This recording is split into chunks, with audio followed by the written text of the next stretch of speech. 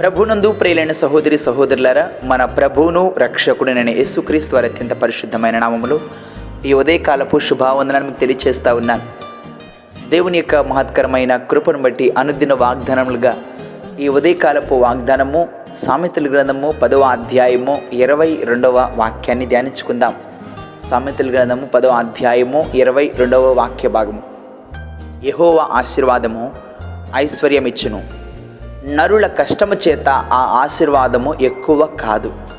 యెహోవా ఆశీర్వాదము ఐశ్వర్యమిచ్చును, నరుల కష్టం చేత ఆ ఆశీర్వాదము ఎక్కువ కాదు. ప్రభునందు నా ప్రియ సహోదరి సహోదరులారా, బైబిల్ గ్రంథంలో ప్రారంభం నుంచి ఆదికాండం నుంచి ప్రకటన గ్రంథం వరకు మనం పరిశుద్ధ లేఖనాలను క్షుణ్ణంగా పరిశీలన చేసినప్పుడు దేవుడు తనను ప్రేమించే వారి పట్ల, తన యందు భయభక్తులు గల వారి పట్ల ఎలాంటి ప్రణాళికలు కలిగి ఉంటారు, వారిని ఆశీర్వదిస్తే ఆ ఆశీర్వాదాలు ఎంత అద్భుతంగా ఉంటాయో, ఎంత దీవెనకరంగా ఉంటాయో, అవి ఎంత ఆశ్చర్యకరంగా ఉంటాయో మనం తెలుసుకోవాల్సిన వారంగా ఉన్నాం. మానవుడు అనేక సందర్భాలలో ఒక మాట మాట్లాడుతూ ఉంటాడు. ఒక గొప్ప ఉన్నతమైన స్థితికి ఎదిగినప్పుడు, కొన్ని ఆస్తులు అంతస్తులు సంపాదించిన తర్వాత, నన్ను బట్టియే నేనెంతో కష్టపడ్డాను, నేనెంతో సాధించాను, ఎంతో ప్రయాసపడ్డాను, లేకపోతే అయ్యా మీ తల్లిదండ్రులు ఎంతో కష్టపడ్డారు ఈ స్థితికి నువ్వు రావడానికి, ఈ సంపద వాళ్ళంతా కష్టపడి సంపాదించారని ఆలోచన చేస్తూ కొన్ని సందర్భాల్లో మాట్లాడుతూ ఉంటారు. ఈ వాక్యాన్ని చదువుతున్నప్పుడు యెహోవా ఆశీర్వాదము ఐశ్వర్యం ఇచ్చును అంటున్నారు. దేవుడు ఆశీర్వదిస్తే ఆ ఆశీర్వాదము ఐశ్వర్యంగా మారుతుందా? దేవుడు ఆశీర్వదిస్తే ఆ ఆశీర్వాదము సిరి సంపదలను మనకు తీసుకొస్తుందా అంటే బైబిల్ గ్రంథంలో అవునే అని చెప్పుకోవచ్చు. ఎలా అంటే మనం ఆదికాండంలోకి వెళ్ళిపోదాం. ఆదికాండము 24వ అధ్యాయము 35వ వాక్యాన్ని మనం చదువుతున్నప్పుడు పరిశుద్ధ లేఖనాలు ఈ విధంగా తెలియజేస్తూ ఉన్నాయి. 34, 35 వాక్యాలను చదువుకుందాం. ఆదికాండము 24వ అధ్యాయము 34, 35 వాక్యములు. అంతటా అతడిట్లనెను, నేను అబ్రహాము దాసుడును. ఎవరు మాట్లాడుతున్నారు? అబ్రహాము దాసుడు ఎలియాజరు ఈ విధంగా మాట్లాడుతున్నారు. యెహోవా నా యజమానుని బహుగా ఆశీర్వదించెను గనుక, యెహోవా నా యజమానుని బహుగా ఆశీర్వదించెను గనుక అతడు గొప్పవాడాయను. అతనికి గొర్రెలను, గొడ్లను, వెండి బంగారములను, దాసి జనమును, ఒంటెలను, గాడిదలను దయచేసెను. ప్రభునందు నా ప్రియ సహోదరి సహోదరులారా, సమస్తాన్ని దేవుడు కలుగు చేశారంట. దేవుని ఆశీర్వాదము ఐశ్వర్యం ఇస్తుంది. మనం ఇదే అధ్యాయము ప్రారంభంలో మనం చదువుతున్నప్పుడు 24వ అధ్యాయము 1వ వాక్యంలో అబ్రహాము బహుకాలము గడిచిన వృద్ధుడై ఉండెను, అన్ని విషయములలో యెహోవా అబ్రహామును ఆశీర్వదించెను. అన్ని విషయాలలో ఆశీర్వదించుకుంటూ వచ్చారండి. అన్ని విషయాలలో, కొన్నిట్లో కాదు, అన్ని విషయాలలో. ఎందుకు అంత ఆశీర్వదించడానికి గల కారణం ఏమిటి? అబ్రహాం దగ్గర ఉన్న ప్రత్యేకత ఏమిటి? అబ్రహాము దగ్గర ఉన్న ఆ ప్రత్యేకమైన విధానం ఏమిటి? ఆ భక్తి ఏమిటని మనం గమనించినప్పుడు హెబ్రీ పత్రికలో ఒక అద్భుతమైన సాక్ష్యం ఉందండి అబ్రహాం గారి గురించి. అబ్రహాము దేవుని నమ్మి ఉన్నాడు. ఆయన నీతిగా ఎంచబడింది. ఆ విధంగా చెప్పాలంటే విశ్వాసులకు తండ్రిగా ఆయన గొప్ప సాక్ష్యం కలిగి ఉన్నారు. అబ్రహాం జీవితాన్ని మనం ధ్యానిస్తున్నప్పుడు విశ్వాసం లేకుండా దేవునికి ఇష్టలై ఉంటే అసాధ్యమని మనం లేఖనాల ద్వారా జ్ఞాపకం చేసుకున్న తర్వాత 8వ వాక్యంలో అబ్రహాము పిలువబడినప్పుడు విశ్వాసమును బట్టి ఆ పిలుపునకు లోబడి తాను స్వాస్థ్యంగా పొందనయున్న ఆశీర్వాదము ప్రదేశమునకు బయలు వెళ్ళెను. దేవుడు ముందుగానే ఆశీర్వదించున్నారు. దేవుడు నీ కొరకు ఐశ్వర్యాన్ని ముందుగానే సిద్ధపరిచారు. అయితే ఆ మాటకు, ఆ పిలుపుకు లోబడే విధానం మనలో ఉండాలి. ఈ వాగ్దానాన్ని అంత అద్భుతమైన రీతిలో తెలియపరుస్తున్నారు. అబ్రహాము పిలువబడినప్పుడు విశ్వాసమును బట్టి ఆ పిలుపునకు లోబడి తాను స్వాస్థ్యముగా పొందనయున్న ప్రదేశమునకు బయలు వెళ్ళెను. మరియు ఎక్కడికి వెళ్ళవలెనో అది ఎరుగకనే బయలు వెళ్ళెను. చూడండి నా ప్రియ సహోదరి సహోదరులారా, ఎక్కడికి వెళ్తున్నాడో తెలియకుండా లేడు, కానీ దేవుని మాటకు లోబడ్డాడు, విధేయత చూపించాడు. అందుని బట్టి ఆశీర్వదించబడ్డాడు. దేవుడు ఆశీర్వదించాడు. ఎంతగా ఆశీర్వదించారంటే ఆయన ఆశీర్వదిస్తే ఆ ఆశీర్వాదములు ఐశ్వర్యాన్ని కలుగు చేస్తాయి. కొన్నిటి విషయాలు కాదండి, అన్ని విషయములలో కూడా దేవుడు అబ్రహామును ఆశీర్వదించారు. ఆ విధంగా ఆశీర్వదించడానికి గల కారణం ఏమిటి? దేవుని మాటకు లోబడ్డాడు. దేవుడు ఏ చెప్పినా కాదనకుండా చేసేవాడు, విశ్వాసం మాత్రం ఉంచేవాడు, గుడ్డిగా నమ్ముతూ ఉన్నాడు. దేవుడు అంటే ఎంత విశ్వాసం అంటే దేవుడు ఏం చెప్పినా అది కాదనకుండా చేస్తూ ఉండేవాడు. అంతగా నమ్మాడు. ఎంతగా తన విశ్వాసాన్ని కనబరిచాడంటే తనకు వృద్ధాప్యంలో పుట్టిన ఒక్క కుమారుని విషయంలో ఏమాత్రం నిర్లక్ష్యం చేయకుండా దేవుడు ఇచ్చాడు కదా, ఆయన ఇచ్చారు, ఆయనకి ఇచ్చేసారు. ఏమాత్రం వెనకడుగు అంటే ఏడుస్తే ఇవ్వలేదు. దేవుని దగ్గరికి బలి అర్పించమన్నప్పుడు ఏడుస్తానో, అయ్యో దేవుడు ఈ సంవత్సరం 100 సంవత్సరాల ప్రాయంలో నాకు గర్భఫలం ఇచ్చారు, మళ్ళీ ఇప్పుడే తీసుకుంటానని ఏడుస్తే ఇవ్వలేదండి. సంతోషంగానే వెళ్ళాడు. ఎందుకు తెలుసా? దేవుని యందు విశ్వాసం ఉంచాడు. దేవుడు ఒక వాగ్దానం చేశారు. ఏమని వాగ్దానం చేశారు? అయ్యా, నీ సంతానాన్ని నేను ఆకాశ నక్షత్రాల వల్ల చేస్తానన్నారు. దేవుడు మాట ఇచ్చారంటే తప్పకుండా నెరవేరుస్తారు. ఆయన మాట తప్పరు. ఎందుకంటే నేను 100 సంవత్సరాల ప్రాయంలో నాకు పిల్లలే పుట్టరు అనుకున్నాను. నేను సంపాదించిన ఆస్తి అంతస్తులంతా కూడా నా దాసుడికే చెందుతాయి అనుకున్నాను. కానీ దేవుడు వాగ్దానం చేశారు కదా, నీ దాసుడు కాదు, నీకు వారసుని ఇస్తానన్నారు. ఆ వారసుని ద్వారే ఆకాశ నక్షత్రముల వలె సముద్రం నందలి ఇసుక రేణు వల్ల నీ సంతానాన్ని ఆశీర్వదిస్తానని దేవుడు వాగ్దానం చేశారు. ఆ వాగ్దానం తప్పక నెరవేరుస్తారని నమ్మాడండి. అబ్రహాము దేవుని నమ్మాడు. అదే ఆయన నీతిగా ఎంచబడింది.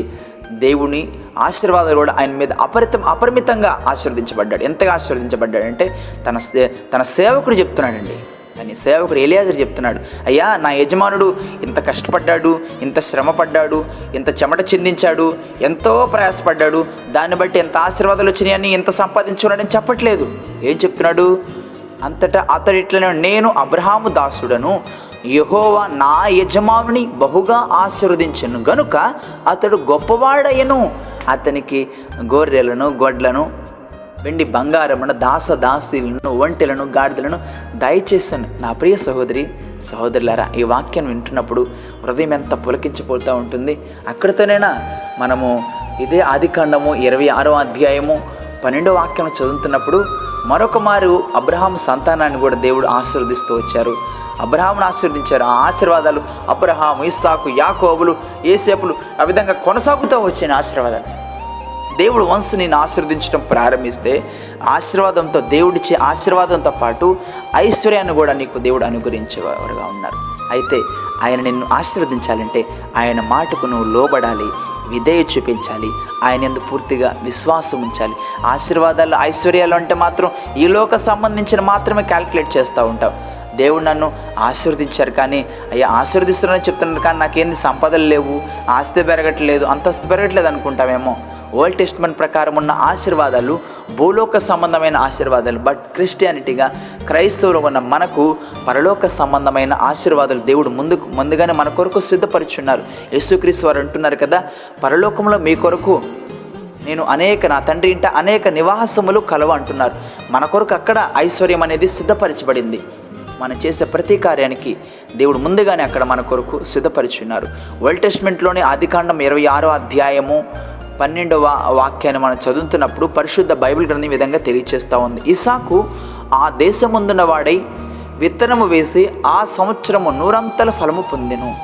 యెహోవా అతనిని ఆశీర్వదించెను గనుక ఆ మనుషుడు గొప్పవాడయ్యను. ప్రైజ్ ది లార్డ్, హల్లెలూయా. చూడండి ఎంత గొప్ప మాటలు. దేవుని నామమునకు మహిమ కలుగునుగా. కానీ మనం ఎప్పుడు ప్రతిదినం మనం చెప్పుకోవాలి. ఎందుకంటే మన దేవుడు ఎన్నో గొప్ప కార్యాలు, ఎన్నో అద్భుత ఆశ్చర్య కార్యాలు ఆయన జరిగిస్తూ వచ్చారు. చూసారా నా ప్రియ సహోదరి సహోదరులారా, యెహోవా అతనిని ఆశీర్వదించెను గనుక ఆ మనుషుడు గొప్పవాడాయను. అతడు మిక్కిలి గొప్పవాడగు వరకు క్రమక్రమముగా అభివృద్ధి పొందుచు వచ్చెను. అతనికి గొర్రెల ఆస్తియు, గొడ్ల ఆస్తియు, దాసుల ఆ గొప్ప సమూహము కలిగినందున ఫిలిష్తీయులు అతని యందు అసూయపడిరి. దేవుడిని ఆశీర్వదిస్తే ఎదుటలో కూడా అసూయపడతారండి. అంత గొప్పగా ఆశీర్వదిస్తాడు దేవుడు. నా ప్రియ సహోదరి సహోదరులారా, ఈ దినాల్లో దేవుని నుండి ఆశీర్వాదాలు పొందుకోవడానికి మానవుడు వెనకడుగుతున్నాడు. ఆశీర్వాదాలంటే ఆస్తులు, అంతస్తులు మాత్రమే చూస్తూ ఉన్నాడు. దేవుని మాటకు విధేయత చూపించడం ఎంత గొప్ప ఆశీర్వాదం. దేవుని మాటకు లోబడ్డం ఎంత గొప్ప ఆశీర్వాదం. చూసారా నా ప్రియ సహోదరి సహోదరులారా, అబ్రహాము, ఇస్సాకు, యాకోబు ఏమని ప్రార్థన, నీవు నన్ను ఆశీర్వదిస్తేనే కానీ నేను నిన్ను విడిచిపెట్టనంటా ఉన్నాను.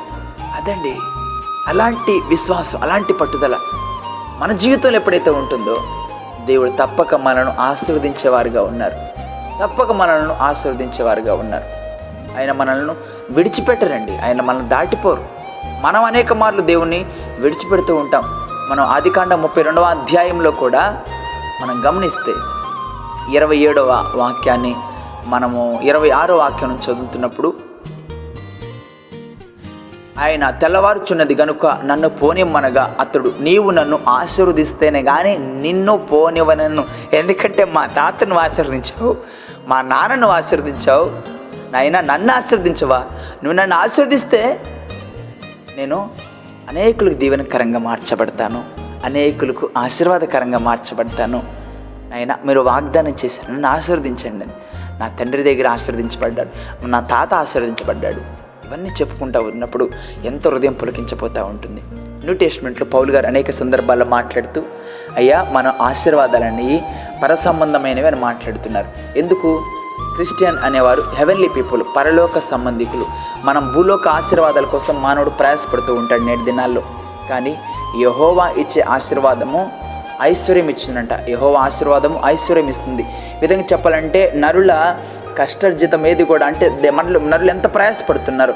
విధంగా చెప్పాలంటే కింగ్ జేమ్స్ బైబిల్ని మనం ట్రాన్స్లేషన్ చేసుకుంటే, కింగ్ జేమ్స్ బైబిల్ తెలుగులో ఉన్న బైబిల్ మీనింగ్స్ మారిపోతూ ఉంది. కానీ కింగ్ జేమ్స్ బైబిల్ను ఉన్న అర్థాన్ని మనం జ్ఞాపకం చేసుకున్నప్పుడు, మనుషుడు కన్నీటితో లేకపోతే ఎంతో ప్రయాసతో, విధంగా చెప్పాలంటే శారో అని ఉంటుంది, దుఃఖముఖంతో కన్నీటితో ప్రయాసపడి ఎంత సంపాదిస్తాడో వాటన్నింటి దేవుడిచ్చే ఆశీర్వాదాలకి ఏమాత్రము సరితూగవు అని మాట్లాడుతున్నారు.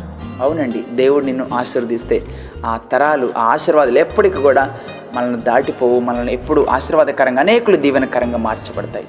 ఒక విధంగా చెప్పాలంటే పౌలు గారు మాట్లాడుతూ ఫిలిప్పీ పత్రిక 3వ అధ్యాయము 20వ వచనంలో, మన పౌరస్థితి పరలోకమునందుంది, అక్కడ నుండి ప్రభు అయిన యేసుక్రీస్తుని రక్షకుని నిమిత్తము కనిపెట్టుచున్నాము, సమస్తమును తనకు లోబర్చజాలని శక్తిని బట్టి ఆయన మన దీన శరీరమును తన మహిమ గల శరీరమునకు సమరూపముగా దానిని మార్చును అన్న మాటలను జ్ఞాపకం చేసుకోవాలి. దేవుడు నీ కొరకు నా కొరకు గొప్ప ప్రణాళిక కలిగి ఉన్నారు. 2వ కొరింథీ పత్రిక మొత్తంలో కూడా ఈ పరసంబంధమైన ఆశీర్వాదాల గురించి కూడా అనేక సందర్భాల్లో పౌలు గారు మాట్లాడుతూ వచ్చారు. అయితే యెహోవా ఆశీర్వాదము ఐశ్వర్యం ఇస్తుంది. ఈరోజు నువ్వు మనుషుల ఆశీర్వాదాల కోసం కోరుకుంటున్నావా, లేకపోతే గొప్ప నాయకుల ఆశీర్వాదాల కోసం కోరుకుంటున్నావా, దేవుని ఆశీర్వాదాల కోసం కోరుకుంటున్నావా? దేవుడు నిన్ను ఆశీర్వదించాలంటే మొట్టమొదటిగా నువ్వు ఆయన మాటకు లోబడాలి, ఆయన మాటకు విధేయత చూపించాలి, ఆయన మాట యందు నువ్వు విశ్వాసం ఉంచాలి. ఈ 3 ఎవరి జీవితంలో అయితే ఉంటే, లోబడే విధానం, విధేయత, విధంగా తగ్గింపు, విశ్వాసము, నిరీక్షణ, నమ్మకం, ఈ వాగ్దానాలను ఎవరి జీవితంలో వారు కలిగి దేవుని మీద పూర్తిగా ఆధారపడుతూ, పూర్తిగా విశ్వాసం ఉంచుతూ, పూర్తిగా నిరీక్షణతో ఎదురు చూస్తూ, ఆయన యందు నమ్మిక ఉంచి ఎవరైతే ముందుకెళ్తారో దేవుడు తప్పగా వారిని ఆశీర్వదించేవారైనారు. ఆశీర్వాదం అంటే మీరు డబ్బు మాత్రం అనుకోవద్దండి. ఆశీర్వాదము ఐశ్వర్యం అనగా, ఐశ్వర్యం అంటే డబ్బుతో మాత్రం పోల్చుకుంటే పొరపాటే. నీ కుటుంబం ఆత్మీయంగా ఎదగడం కూడా గొప్ప ఆశీర్వాదం, గొప్ప ఐశ్వర్యం. లోకంలో మానవుడు లోకమంతటా సంపాదించి తన ఆత్మను కోల్పోతే ఉపయోగం ఏమిటి? నువ్వు రక్షింపబడి, నీ కుటుంబం అంతా రక్షింపబడితే నువ్వు గొప్ప ఆస్తిని పొందుకున్నవాడివే. ఈ లోకంలో ప్రభు దగ్గరికి, దేవుని దగ్గరికి కొన్ని ఆత్మను తీసుకొచ్చినప్పుడు నువ్వు ఎన్నో ఆశీర్వాదాలు పొందుకున్నట్లే. ఈ లోకంలో నీకు ఐశ్వర్యం కనిపించకపోవచ్చు, దేవుని దగ్గరికి కొన్ని ఆత్మలు తీసుకొచ్చినప్పుడు. ఈ లోకంలో నీకు అవమానాలు రావచ్చు, నిందలు రావచ్చు, నువ్వు తృణీకరింపబడుతూ ఉండొచ్చు. బట్ నీ కొరకు, నా కొరకు, మనందరి కొరకు దేవుడు ఒక శ్రేష్టమైన ఫలాలను, కిరీటాలను, వజ్ర వైఢూర్యాలతో కూడిన ఆ బంగారపు వీధిని ఆయన నిర్మించున్నారు పరలోకంలో. మనందరం కూడా ఆ శ్రేష్టమైన ఐశ్వర్యాన్ని పొందుకోబోతున్నాం. నా ప్రియ సహోదరి సహోదరులారా, అలా పొందుకోవాలంటే దేవుడు నిన్ను ఆశీర్వదించాలి. దేవుడు నిన్ను ఆశీర్వదించాలంటే నీలో విధేయత, తగ్గింపు, దేవుని మాటకు లోబడే విధానం, విశ్వాసం చాలా ప్రాముఖ్యం. ఇవన్నీ గుణాలు అనుదినం మన జీవితంలో ఉంటున్నాయా? మనం ఇలా దేవుని యందు పూర్తి భక్తి, విశ్వాసం కనబరిచి మనం నడుచుకుంటున్నామా? ఒక్కసారి మనం ఆత్మపరిశీలన చేసుకుందాం. ఎవరి జీవితంలో అయితే ఇలాంటి గుణగణాలను కలిగి ఉంటారో దేవుడు తప్పక మిమ్మల్ని ఆశీర్వదించి బలపరుస్తారు. అలాంటి విధేయత కలిగిన, లోబడే మనసును, విశ్వాసం కలిగిన జీవితాన్ని అబ్రహాము, ఇస్సాకు, యాకోబులు వారి జీవితాలు ఎలా జీవించారు. విధంగా చెప్పాలంటే దావీదు కానీ, యోబు జీవితాలను మనం గమనిస్తాం. యోబు కూడా ఒకటే మాట్లాడుతూ ఉంటాడు. వాళ్ళ భార్యతో అంటున్నాడు, అమ్మా మనకి ఆశీర్వాదాలు ఇచ్చిన దేవుడే కదా, అన్ని ఆశీర్వాదాలు కలుగు చేస్తుంది ఆయనే కదా, అంటే మనం వాటిల్లో మాత్రం సంతోషించవచ్చు కానీ కష్టాలు వచ్చినప్పుడు మనము భరించకూడదా, ఓర్చుకోకూడదని మాట్లాడుతున్నాడు. యోబు చెప్తున్నాడు, నేను కలిగి ఉన్నంతా నా దేవుని బట్టి అని. దేవుడు అంతగా ఆశీర్వదించారండి. ఆఖరికి కూడా ఎంతగా ఆశీర్వదించారు, కోల్పోయిన వాటన్నిటికంటే రెట్టింపుగా ఏపును దేవుడు ఆశీర్వదించారు. ఈ దినాన్ని దేవుడు నిన్ను ఆశీర్వదించాలంటే ఆయన మాటకు నువ్వు లోబడి విధేయత చూపిస్తూ నీతి న్యాయములను అనుసరిస్తూ నిజమైన భయభక్తులు కలిగి నువ్వు జీవించగలిగినట్లయితే నిన్ను కూడా దేవుడు దీవించడానికి సమర్థుడై ఉన్నారు. అంటే ఈ కృప ఈ ఉదయకాల సమయమున దేవుడు మనందరికి అనుగ్రహించును గాక. ఆమేన్. ప్రార్థన చేసుకుందాం. ప్రార్థన. కృపా సత్య సంపూర్ణుడా మా ప్రియ పరలోకపు తండ్రి, మీ పరిశుద్ధ పాదాలు సమీపిస్తూ ఉన్నాం.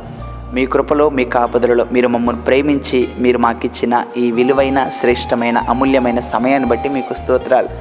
మీరిచ్చే వాగ్దానాలు నైనా, మీరిచ్చే ఆశీర్వాదాలు ఇవి ఎంతో గొప్పగా ఉంటాయి నైనా. మీరిచ్చే ఆశీర్వాదము నైనా, మీ ఆశీర్వాదము ఐశ్వర్యం ఇస్తుందని, యెహోవా ఆశీర్వాదము ఐశ్వర్యమగునని నాయన, ఈ లోకంలో మానవుడు పడే ప్రయాస ఏది కూడా దాన్ని సరితూగదని మీరు మాట్లాడుతూ వచ్చారు. మీకు స్తోత్రాలు తండ్రి. అవును నాయన, మా అనుదిన జీవితంలో మీ ఆశీర్వాదాలను, మీ దీవెనలను మేము పొందుకుంటూ నాయన, అలా మీ ఆశీర్వాదాల దీవెనలు మేము పొందుకోవాలంటే మీ యందు భయభక్తులు కలిగిన జీవితాన్ని, విధేయత కలిగిన జీవితాన్ని, మీ మాటకు లోబడే జీవితాన్ని మేము కలిగి ఉండే కృపనివ్వమని ప్రార్థిస్తున్నాం తండ్రి. మనుషుల మీద, లోకం మీద, మా కష్టం మీద ఆధారపడకుండా పూర్తిగా మీ మీద ఆధారపడుతూ మీ మీద భారం ఉంచి మేము ముందుకెళ్ళడానికి కృప చూపించమని, ఈ వాగ్దానం ద్వారా నన్ను ఎందరినో మీరు బలపరిచున్నారు. ఆత్మీయంగా ఎదిగే కృపనివ్వమని మమ్మల్ని తగ్గించుకుంటూ మీ నామాన్ని హెచ్చిస్తూ మా ప్రభువును మీ ప్రియకుమారుడైన యేసుక్రీస్తు వారి అత్యంత పరిశుద్ధమైన నామములో స్తుతించి ప్రార్థించి వేడుకుంటున్నాం తండ్రి. ఆమేన్. ప్రభు పేరిట మీ అందరికీ వందనములు. May God bless you.